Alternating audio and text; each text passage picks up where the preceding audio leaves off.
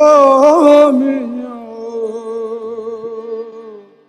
oh, ya no, oh.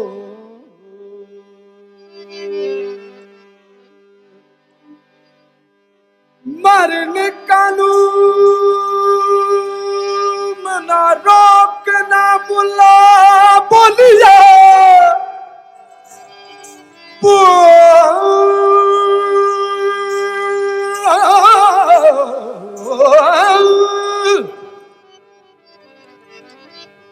मरण कानून ना रोक ना बुलाम ना मरण का शौक मिटावण दे कंजरी बन दे को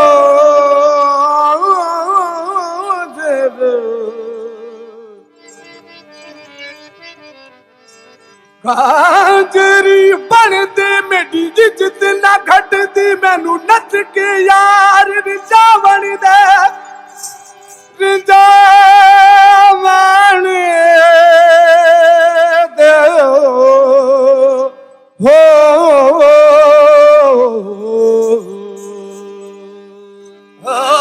जोगी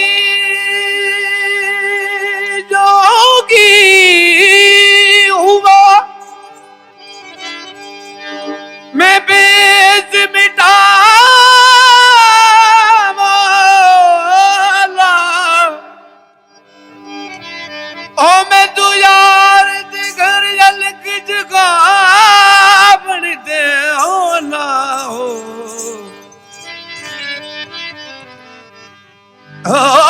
कि जो जाने पुलिया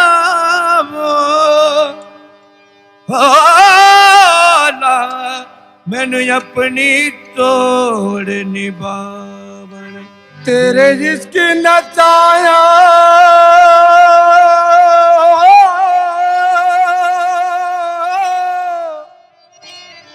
तेरे जिसकी नचाया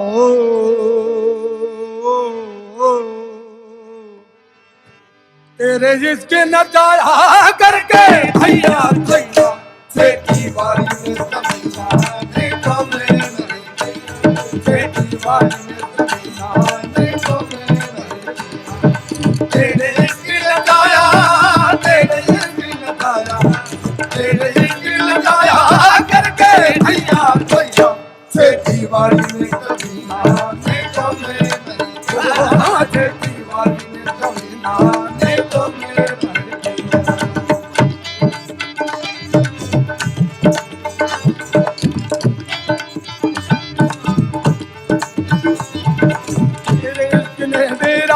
मेरे दिल बिच गिला मेरा मेरे दिल बिच गिला भर के गहर का डाला मैं दूल्हा बिच गिला भर के गहर का डाला मैं दूल्हा बिच गिला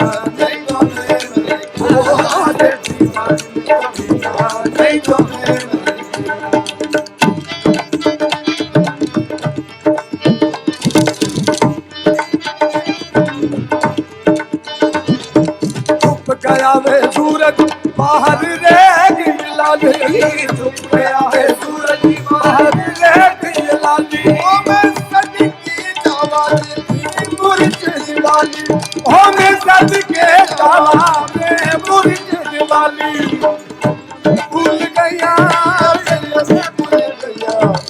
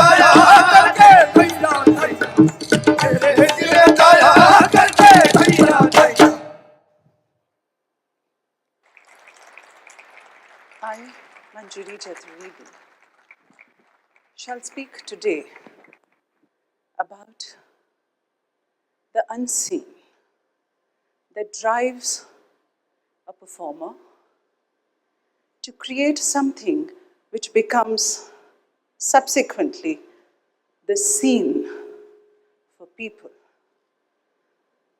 What I just did as a short performance is an unseen which has been brought from generation to generation for almost 700 years.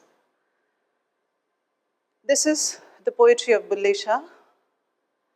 We all know that Bulle Shah is largely 13th century Punjab. We don't know how he danced. I, working on Sufi Kathak, which became my work on exploring the Sufi traditions, it was something where I did not know how the Sufi performers performed 700 years back. It became the unseen that drove me for 25 years to create something which becomes a tangible scene for the audience to experience. I did not know how Bulle Shah danced when he lived 700 years back in Punjab. The documented evidence that comes to us is largely through poetry, through the poetic narratives that Bulle Shah wrote about. It's very interesting because he very clearly wrote about one narrative, an incident in his life, where his Piro Murshid, which is his master, we can call him a teacher for easy reference, was once upset with him for some reason. He did not know how to please his master.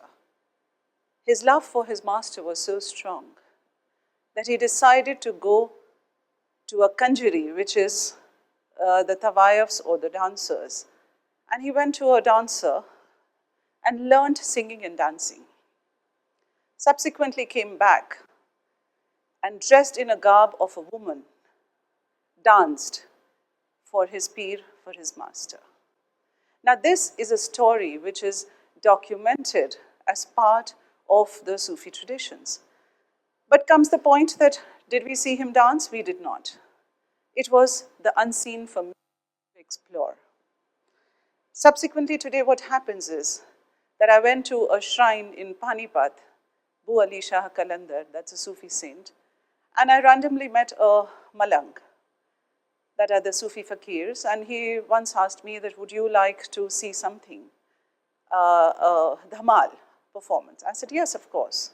So there were these fakirs doing dhamal in front of me, and I just turned around to that gentleman and I asked, but how did Baba dance?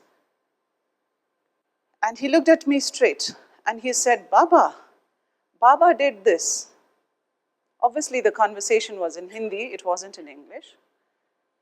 And for me, that one gesture became a signature gesture for every time that I perform Bulle Shah in my Sufi Kathak.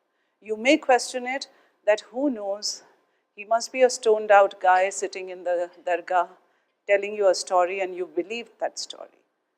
But life is of stories. It is of the unseen that you and I haven't seen, and yet we believe in it. For me, that became a representation of how Bulle Shah probably must have danced in the garb of a woman with what we call the social boundings not binding him, being a man, dressing up as a woman, and dancing. So that was one part of unseen which I explored through my work. The other part that I explored subsequently is the unseen of a history of almost 400 years in the Indian subcontinent of the Tawayafs, which is the Courtesan project. In this, we have as a scene, we only certain images of the Tawayafs, or known as the courtesans, which are available to us. We must understand that they performed at a time when there was no technology, so we do not have the video recordings of how they probably must have danced in their time. We have a smattering of audio recordings, which were also subsequently only after the 1902 when the gramophone company came. So we do not have a visual or an audio of these women performers, which were largely, if not 200, if not 400, but at least hundreds of years, if we may say. They kept the ghazal tradition, the thumri, the dadra, and Kathak in North India alive for us to perform today as a performer. And for me to be able to speak at this platform and talk about the art, I must show gratitude to those women who kept that alive for me to be able to speak about them. So the Courtesan project actually talks about this. Now you would say that what is the unseen in this?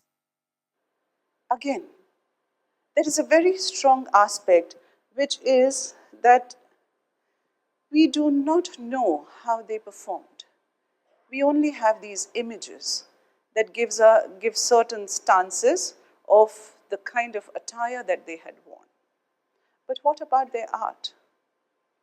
That became an unseen for me to drive me and work towards it for a decade now. And it is interesting to note that when you have an understanding to what these performers would be doing, there was subsequently a creation of how they must have danced. So the unseen, I translated for the people to be a scene as to how a courtesan or a tawayaf must have danced in a mehfil and communicated to the audience. So the unseen became the scene in the Courtesan project as a performance. I will show you a brief glimpse of that performance.